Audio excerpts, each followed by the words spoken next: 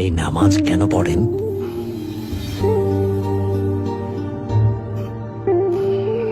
নামাজের মাধ্যমে শুকরিয়া আদায় করি, এর মাধ্যমে আল্লাহ তাআলাকে স্মরণ করি।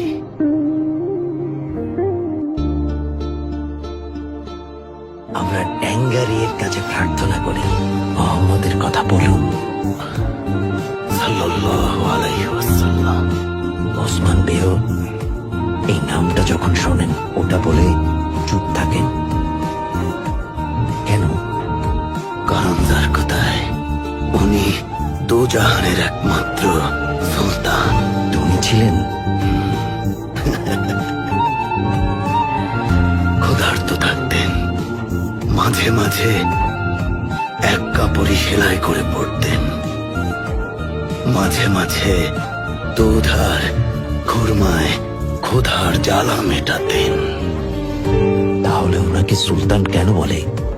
ওনার কিছুই ছিল না, পেট ভরে খেতেও পারতেন না। আসলে গরিব ছিলেন না যার কথায়, দাতা ছিলেন, দান করে দিতেন। যার কথায় আসল সুলতানরা মানুষের মন জয় করে, খাঁটি সুলতান মানুষের মনের বসতির সুলতান। উনি বাচ্চাদের খুব পছন্দ করতেন।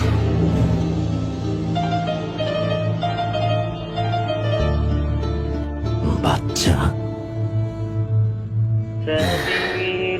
এখন বলো যার কোথায় প্রিয় নবীজিকে ভালোবাসো। উনি আমাকে ভালোবাসবেন? আমি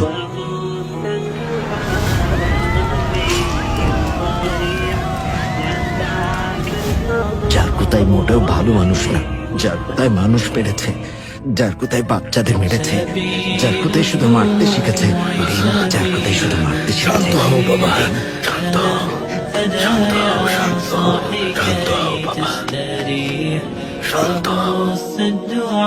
উনি আমাকে ভালোবাসবেন?